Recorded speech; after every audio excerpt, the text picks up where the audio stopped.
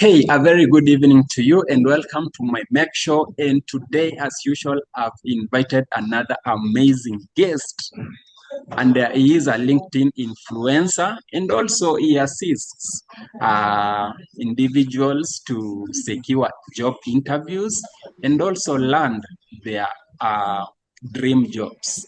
Ladies and gentlemen, I'm talking about the one and only coach, Kelvin Waga. How are you, Kelvin? I am good, Kelvin. Oh, it's two Kelvins on the same shows. I'm good. How about you? I'm also doing good. How is the Yes. festive season? The festive season is good. The festive season is good, and I can say yes, you've gotten me at a time when I'm oozing wisdom. I'm fully recharged and ready to serve my people in 2025, not as a politician, but just to impact their life career-wise. All right, that's great. I think this conversation or this interview is basically for our audience, especially the job seekers or job hunters. So, again, allow me once again to ask you to tell me about yourself. It's what they are also going to learn from you. Oh, okay. Okay. In most cases, when I'm asked about or tell me about yourself, I reflect back into the interview room because there might be too much of me to tell, but I'm going to restrict my introduction to the subtopic of today, which is career. So, my name is Coach Kelvin Waga. Coach Kelvin Waga is a certified coach who helps job seekers and business people gain visibility. What I do generally is to help people like you and me get clarity, know how to approach the job market, and package themselves for the same. This I do through offering services such as career consulting, document preparation, that is the CV, LinkedIn, and the portfolios kind of stuff. And then now I prepare them for the interview. But I don't stop there. I go a step further by helping you how you can keep that job, how you can be productive in that particular job, and how you can seek promotions. Yes, a productive work ethics. Yes. All right, thank you so much. So I think let's begin. So who is basically a job seeker or a job hunter? A job seeker is someone who is looking for source of employment, so someone who is looking for employment. Employment can be in terms of freelancing. Employment can be in terms of hybrid. Employment can be in terms of remote or on-site. So a job seeker is someone who is looking for employment. So you can be employed and still become a job seeker. You can be unemployed, and you can be employed and still be called a job seeker, or you can be unemployed and become a job seeker. So a job seeker is someone who is actively looking for employment. All right, that's great. And also for job seekers, when we talk about job seekers or job hunters, we also relate this with interviews, whereby hiring managers do invite them for interviews. So maybe what is it that a job seeker should not forget to do during the interview day? There are very important things. I categorize them into three. Number one is research. And when we talk about research, is knowing the company, knowing the role, and also knowing the interviewer's background. So you need to do due diligence about the organization or the individual who is going to interview you. Secondly, they need to prepare. When I talk of preparation here, is practice how to answer questions such as tell me about yourself. Why do you interested in working in this particular organization? Behavioral question, technical question, and maybe case study kind of questions. So preparation comes in that. Also, you need to arrive early, how you dress yourself, and then you need, if it's virtual, you need to log in time. Then finally, we have one important thing, which is confidence. If you don't bring positivity mindset into your interview, you lack what we call clarity in your response. So research, preparation, and confidence. Those are the three major things that every job seeker should focus on. All right, that's great. And thanks so much for that insight. And again, what's the difference between we have a CV, that's curriculum vitae, and also we have the resume and also the portfolio. Some job seekers or job hunters fail to differentiate about the same. Okay, and not just the job seekers, but in sometimes even the employer. Some employers assume this interchangeably. So we tend to mistake it with, is it the UK English type and the US, where some of them call it resume, some of them call it a CV. But in general terms, a CV is just a comprehensive document that has your employment history, that is your education, as your accomplishments, and it is used majorly in academia or international job markets, because I want to know as much details of you as possible. So that is what we refer to as a CV. Then we have a resume. A resume is just concise, between a 1 to 2 page document that targets on the summary tailored to specific roles. Let's take an example, you are applying for a procurement role, and maybe in your line of duties, you had several roles. So you tend to omit those other roles and tailor your resume specifically to fit that particular role that you are applying to, as compared to the CV, which has every detail that the employer is looking to know about you. Great. So how often is one supposed to be updating a CV? As often as you're applying for these jobs, because I want to assume, in my presentation, I like using what I call the anecdotes. Suppose you meet someone today and you're in a gathering. Let's say, for example, you are in you've gone to a wedding, and then you meet someone. The way you'll introduce yourself to the person you meet in the wedding will be different from the way you'll introduce if you meet someone in a funeral, and it will be different from the way you introduce yourself when you meet someone in a business networking platform. What do I mean by this? You realize that in most cases, the jobs that you're applying for, they are looking for different kind of details on candidates.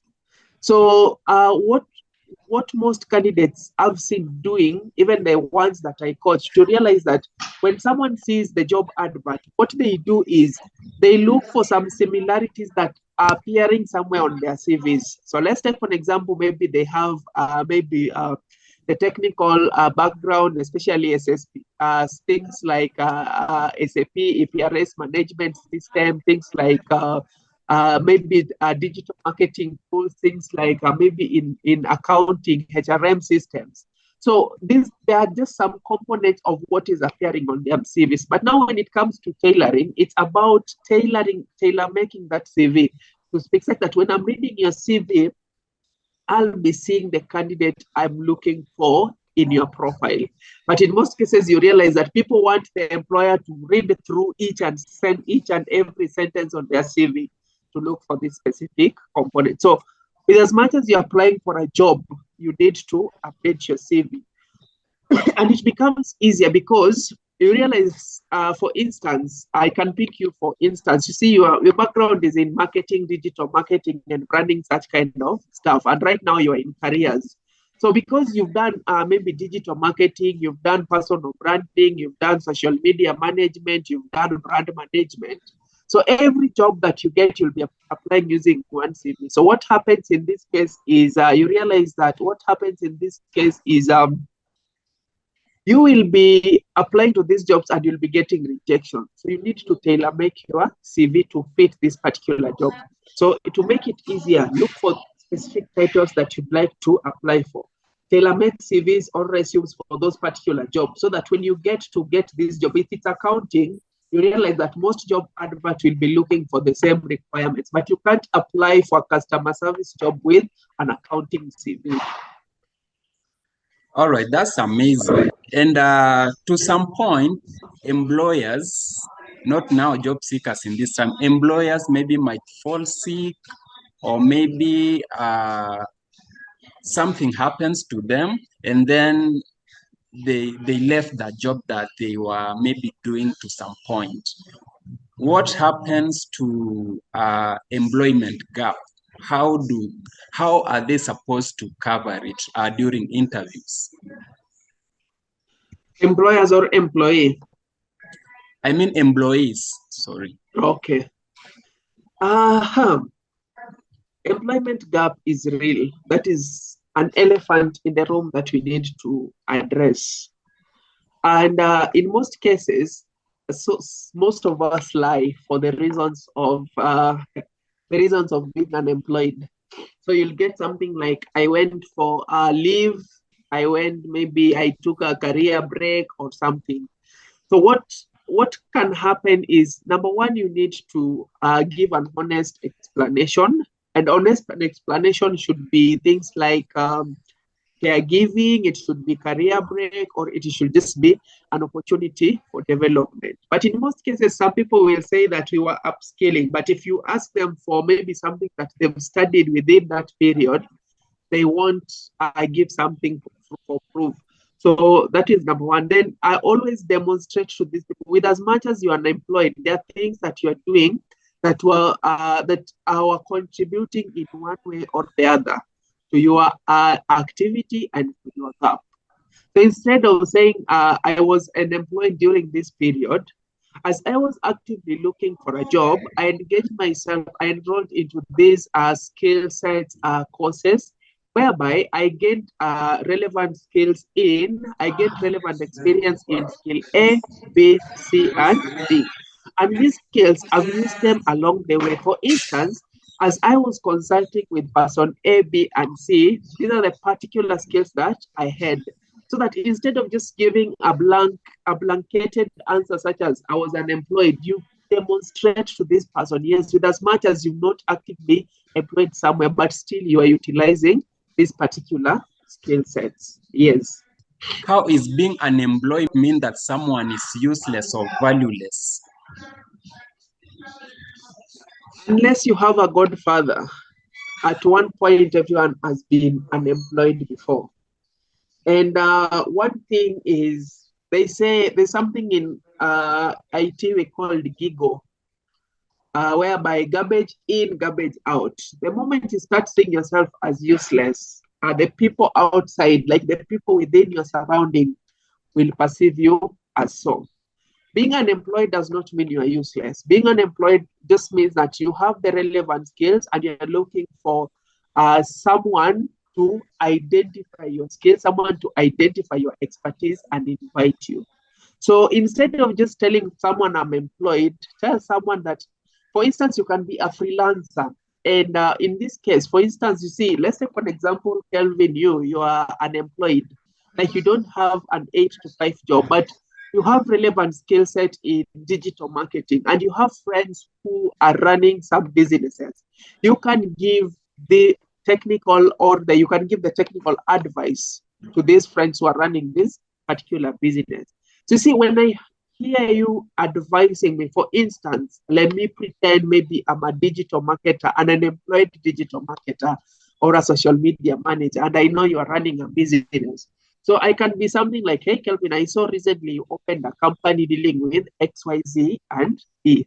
You know, right now, most clients are getting people online. And if you want to achieve the online visibility, these are some of the stuff that you need to do. Stop being salesy on this particular platform and start engaging with this particular audience. For you to engage with this particular audience, you need to communicate with them as if they've stepped into your office and they're having a conversation with your receptionist or your admin. And how do you do this? Do this by answering these particular questions so that you can pick the audience from the social platform and take them directly to take them directly to your shop. When you go implement that kind of advice in your business and it works for you, I can use that now as a portfolio. Instead of writing I was unemployed, I can say I was consulting with Kelvin XYZ brand. You get. But you see, the moment you front your unemployment into your forehead, at that one you're telling people, yes, I'm useless. And the things you tell yourself when you're with people always will determine how useless or how useful you are to this particular organization. So instead of just mentioning, I'm employed, I'm looking for a job, tell people what you do. Tell people how you can help them achieve these goals. If you can choose to do them, if I advise you, you implement that particular advice and then it gives you result, automatically you'll recommend me because you know my worth. I'm like, I have that kind of skill that can help you grow your business. So being unemployed, it depends with how you perceive it yourself. So if you perceive yourself as a failure, everyone around you will perceive themselves as a failure. And this is a lesson I got to learn a long way, because in the past, when I had a conversation with people, and this is some of the things that job seekers do. I'll meet you, I don't know you, and I'm doing that kind of introduction, and I come something like, "Hi Kevin, hi Kelvin, I've not eaten for 3 days. I've been going to the offices and people keep chasing me. I've been applying to jobs and I can't get anything. I'm frustrated. So I think I feel useless." When you come to me with that kind of introduction, automatically I'll X you out of my life because you are burdened to me. You're bringing your weight and to me. But if you come to me with a different perspective, you realize that the conversation will change. I'll view you based on your qualities and not of your current situations. All right, that's amazing. You know, you're responding to these questions so well to some extent that I'm like, yo, what's the difference between you and the HR professional? Mine is acquired. I was once a desperate job seeker and I really know what it feels. And then I realized the secret. And that is why I gave it to the world for free. Tap from my audience. And if you've been following me, you'll see I always have testimonials after testimonials. These are not fake testimonials. These are real people that have helped get this job by just listening to maybe the little bit of wisdom that I have in my head. Well, that's good to know. And in case you're joining us right now, there is my Make Show, and online today we have the one and only coach, Kelvin Waga, who is giving us some more insights on securing job interviews and also landing a dream job, especially in the year 2025. So make sure you stay tuned as we proceed with this conversation. So getting back to you, coach. So does job seekers or job hunters need to do they need to upgrade, especially their LinkedIn accounts, for them to get quick jobs or real-time jobs? I hope anyone working for LinkedIn should not hear this. This is just for your ears who is watching us right now. LinkedIn Premium is overrated because the reason as to why I'm telling you this is you'll only pay for you to be able to message somebody. You'll only pay for you to be able to see how many people have viewed your profile. If you are offering value, people will come to you and people will grow your audience. And I have a confession to make. I've grown almost 130K followers on LinkedIn, but no single time I've ever subscribed to LinkedIn Premium. I'm not saying it is not helpful, but as a job seeker, just create value. And I want to demonstrate something with you. When a bee is looking for a honeycomb, first of all, they have to look for a location. Once they get Once they get the honeycomb, they'll call others. Now within a short time, you'll see a conglomerate of many bees. That is the same with your LinkedIn profile. If you are offering value, people will consume your content. And the moment they consume your content, LinkedIn will give you the free exposure. I don't send connections to people every now and then for them to follow me. People follow me based on the value that I create. So instead of investing on LinkedIn tools, invest on skills and invest on, let's just work on optimizing your LinkedIn, ensure everything is dotted so that at least you get to know. One advice I say to most people I coach, sometimes you might tell me that you are a good communicator, whereby you have both written and verbal communication. But when I go to your LinkedIn profile, I'll see that you've started sentences with a small letters. Your punctuation is out of place. So these are things I'm talking about when I talk of the optimization. Ensure that everything is meticulously and well aligned. Yes. So apart from LinkedIn, where we believe we get more jobs, are you advising job seekers to get or to find real-time jobs from anywhere else? Yes, you can find real-time job from anywhere else, but in 2024, 2025, 2026, going onwards, LinkedIn will be your gold mine.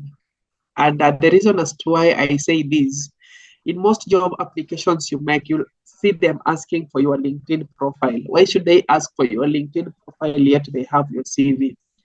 If you invest well on LinkedIn, optimize your LinkedIn, kept it updated, and then a magnet attract the potential employers that you'd like to get, it will land you more jobs as compared to sending the numerous application. Because one thing you need to know is many people are applying for these jobs.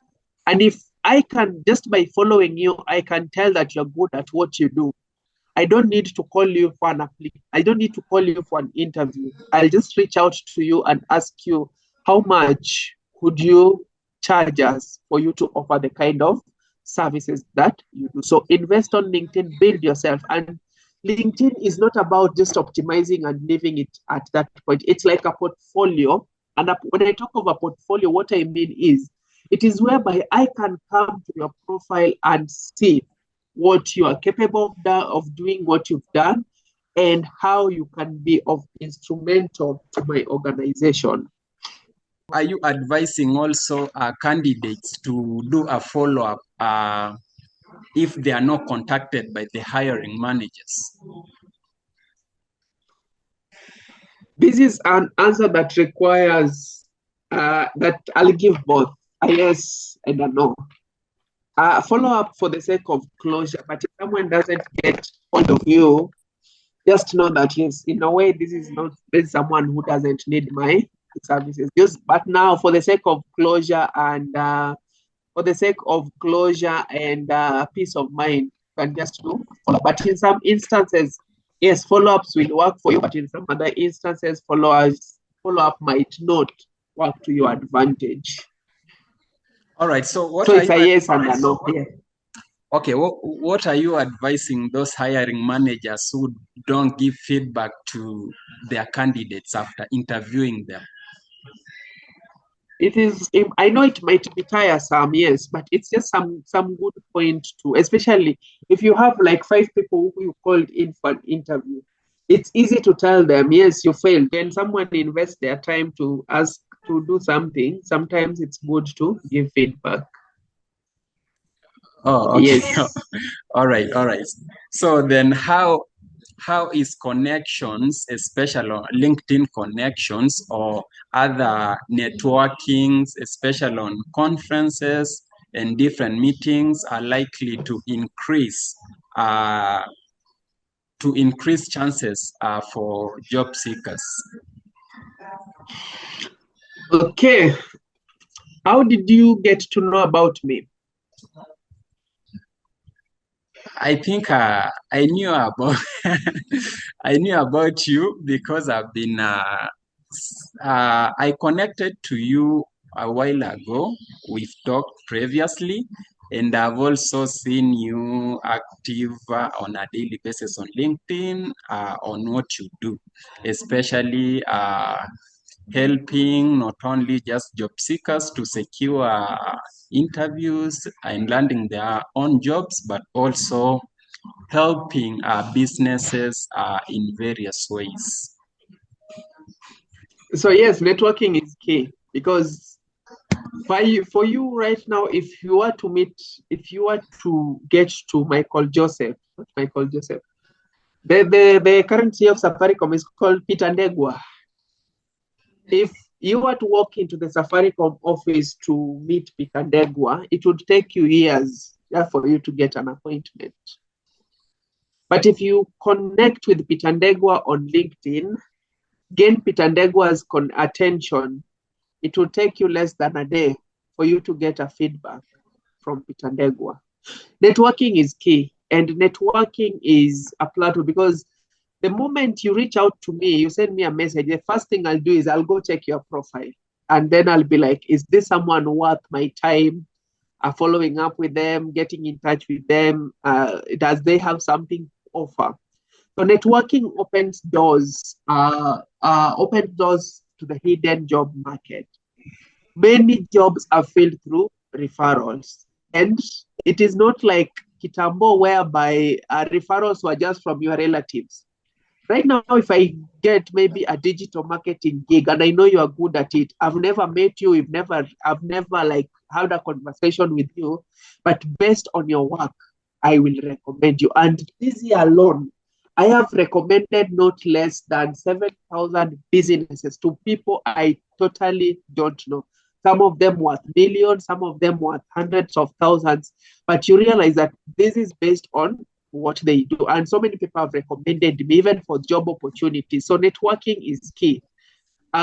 Just sending someone your CV won't make someone know you more, but engaging with this person, just having a conversation with this person will give you opportunities that your CV might not give you in a lifetime.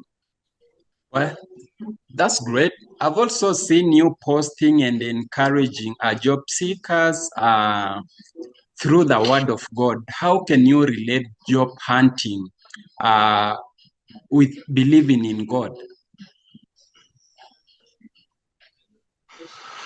That's a tricky question. I myself, I am a believer. And sometimes why I relate what I do is I think of my personal story. When you are jobless, when you are devastated, in most cases, you'll feel as if the world is placed on top of your head. And it's really pressing you down and you can't think outside the box.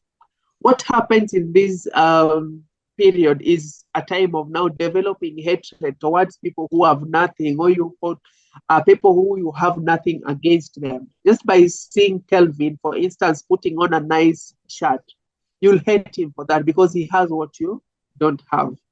And if you believe in something, I see, and this is not just the Christian world, this is anything that, for instance, the Muslim, the whatever, if you have a supreme being, like for me, it is God.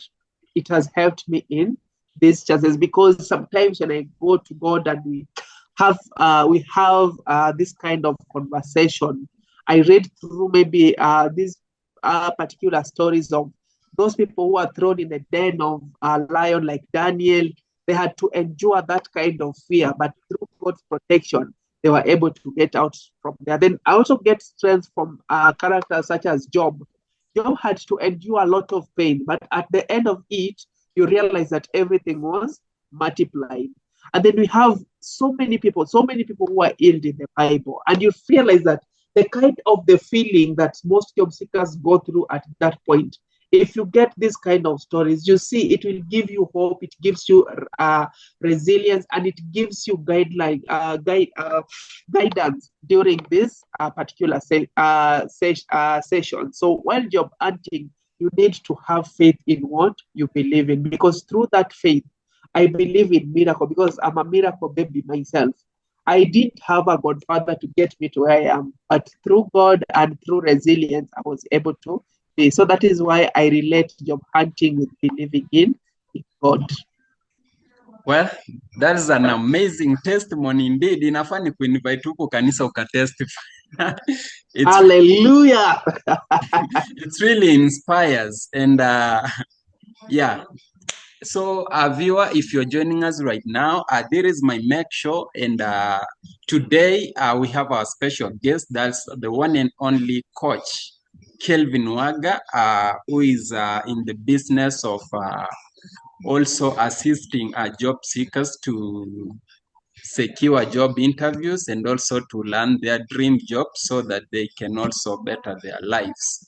So make sure you get to LinkedIn profile, check what he does, and also see how you can collaborate together. So getting back to you before we wind up, well, in a business setup, who should be in charge of productivity? Maybe we can say the business owner or the CEO, or rather the founder should be in charge. The HR manager should be in charge. The employee should be in charge, something like that. Everyone should be in charge of productivity in a business because, you know, productivity works both ways, both to the employer and to the employee. But whoever is supposed to fuel, this one is the employer. But the employee also should fuel their productivity. And how do they do this? By offering a platform, by offering a free space for these job seekers to perform productively. For instance, if it is leave days, give these people leave days. For instance, if it is relevant tools required to perform the job, offer this to these employees so that they they get these jobs. If it is remuneration, because in most cases, I'm an employer, but you realize that in most cases, you realize that some employers expect you to do an elephant size of a job, but they'll pay you based on a rabbit kind of salary.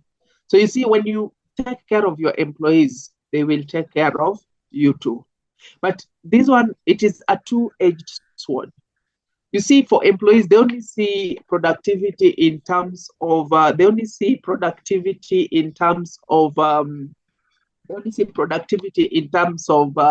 the salary they get, maybe the work hours they put in. But as an employee, if you're motivated to work hard, remember you are upskilling, you are sharpening your tools, you're sharpening maybe your skills. So the moment you become productive at the workplace, it gives you an opportunity to be called an expert.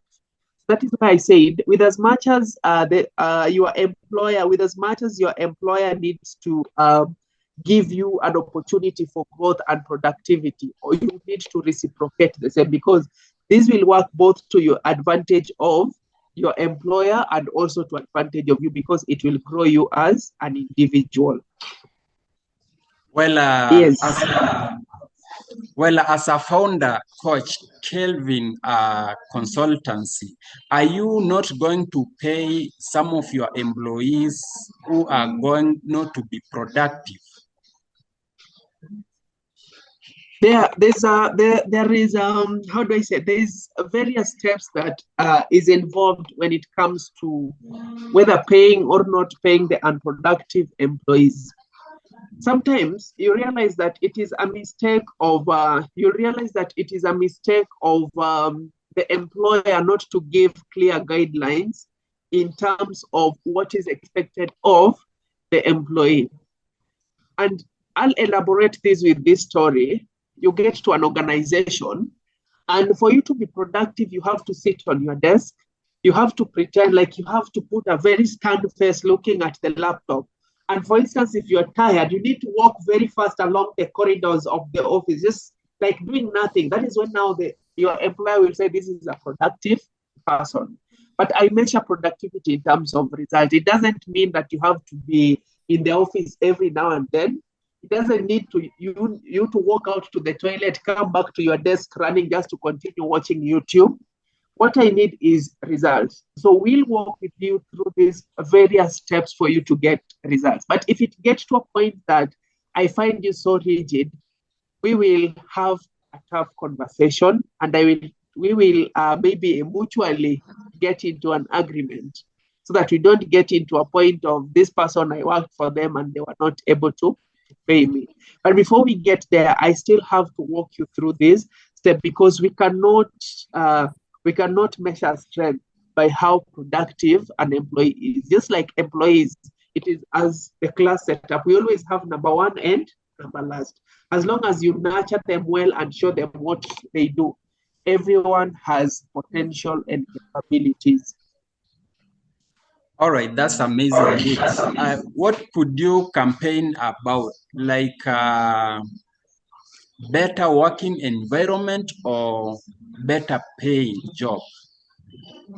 We make mistakes, and I want to speak on both sides of the coin.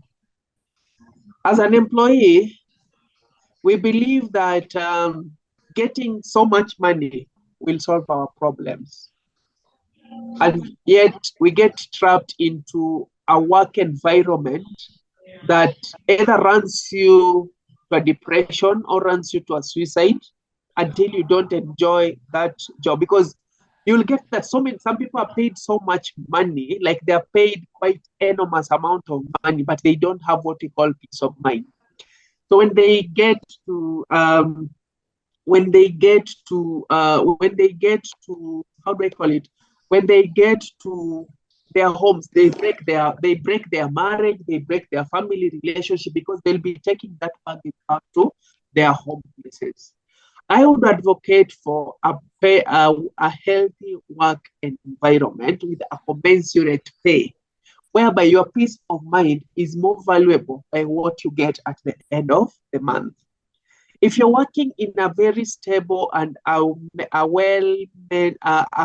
healthy working environment, you'll take that happiness to your family.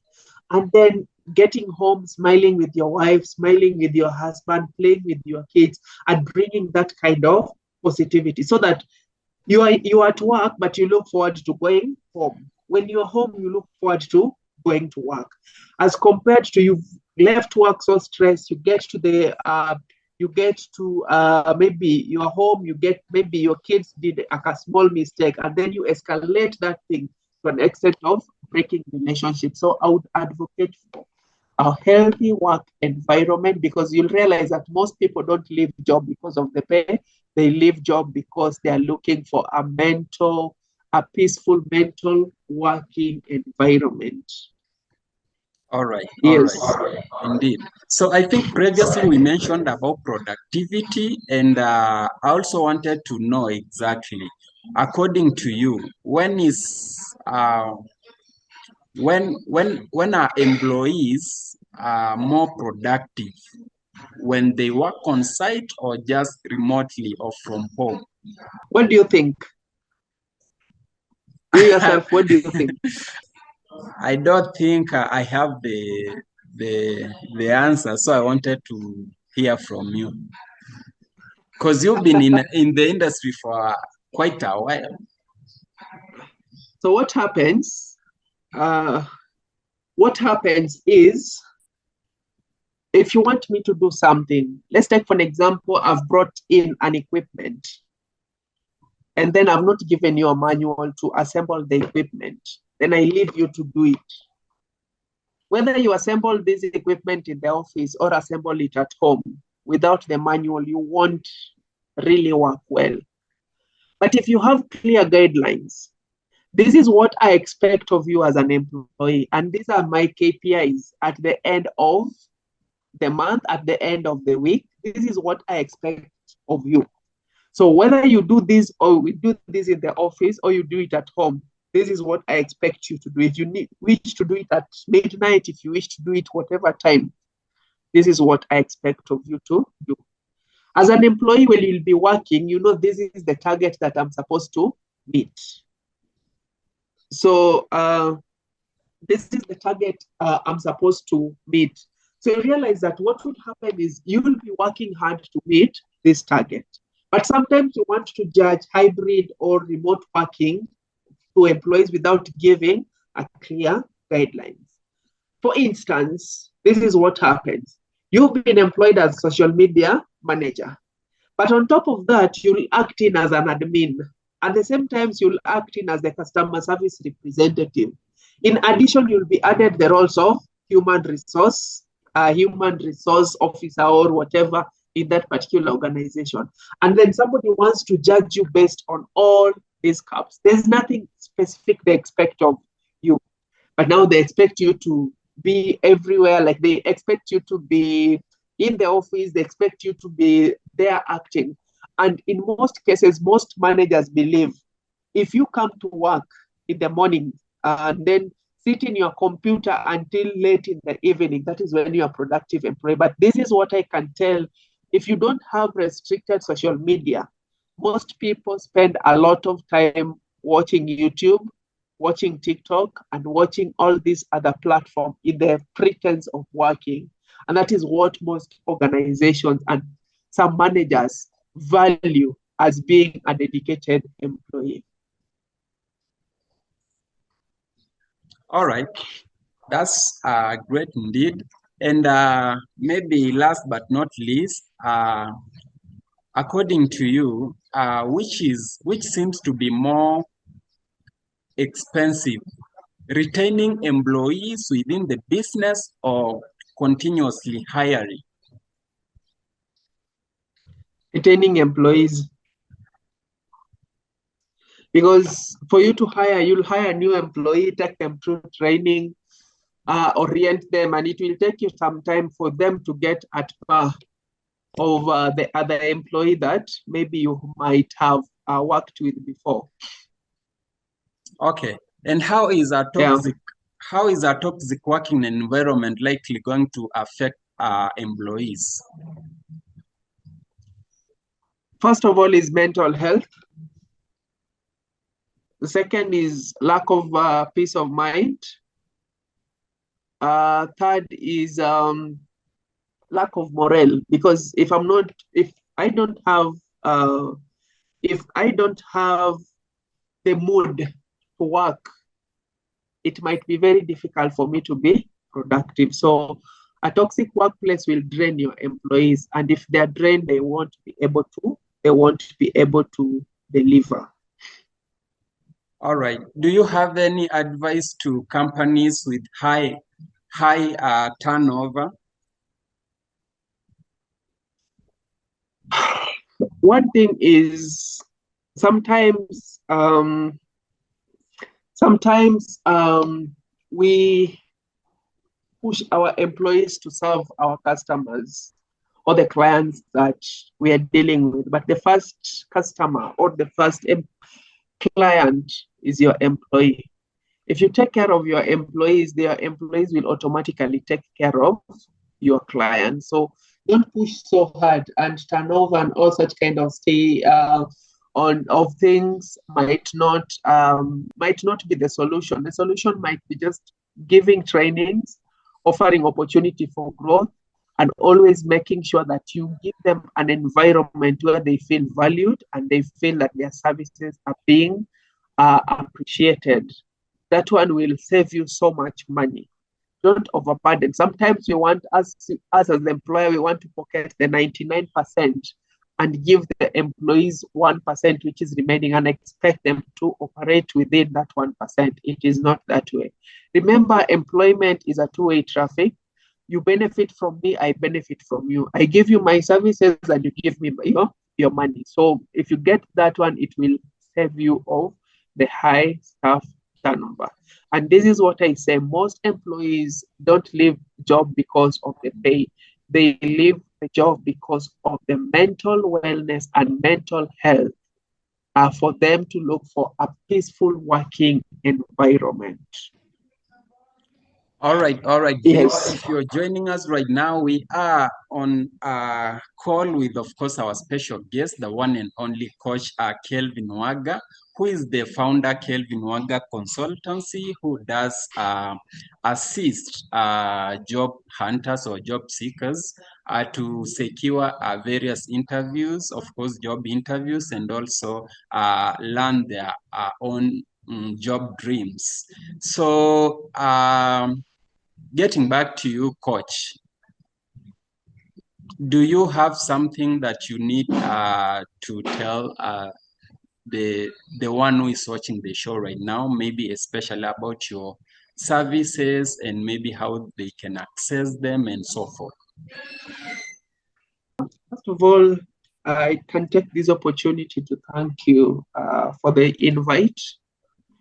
It's always about, to me, it's always about what is someone capable of learning at the end of the 40 minutes, at the end of 20 minutes, than how much they are to pay me. It's a pleasure always for me to use knowledge, use wisdom, and to help impact these job seekers. If you're watching me and you would like to scale your career, 2025 should be your year. I don't want to say it as it's said in churches, but if you put in your work, it will work for you. And 2025, I'm dedicating my services, especially to remote working environment. So if you want to secure a remote or an online job, reach out to me on my platforms. That is LinkedIn. You can reach out to me. I have a website, Coach Kelvin Waga. Kelvin Waga. I have maybe the Google profile. Just search for Coach Kelvin Waga everywhere, and you'll be able to get these services. In 2024, I had an impact of around 100,000, and I want to double this number in 2025, and I'm going to impact almost 250,000 job seekers. 250 is a big number, and if you want to be amongst them, work with me. I hold free Zoom webinars, free weekly webinars. In my platform, you'll get to learn a lot at absolutely free. So you don't have to get my services, but if you follow me, you'll get to learn a lot in my platform. So I'll be waiting for you. And thank you, Kelvin, for the opportunity. And if you're watching, you can connect with me and we can have a conversation on the same. Thank you so much, Coach Kelvin Waga on LinkedIn profile. Make sure you go and check his profile and get to learn more, especially about the services that he does offer, as he has just mentioned. And also, don't forget this episode has been proudly sponsored by Kazi Cloud Careers. They also provide a platform whereby you can post your jobs to get the ideal candidates who can also contribute to your business as well. Alongside, it's also being sponsored by Kelvin Waga, who has been our guest today. And it is my make sure, ladies and gentlemen, allow me to wish you a very happy new year and yeah, a successful one. Or Kevin Waga, do you have anything you want to wish them for this year? Put in the work and don't be a whiner. You know, most cases we go to churches and we are told to affirm and exclaim, "This is my year."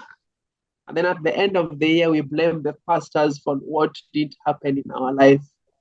This year, be intentional with what you do, put in the work, and actually, it will be your year if you do what is, believe in God, put in the work, and push yourself to be a better person every day, and you shall make it work in 2025. Thank you so much, and have a prosperous 2025. All right, thank you so much. So make sure you catch up each and every Saturday, actually 6 p.m. But this episode has gone live today on Tuesday, 6 p.m. because it was on demand.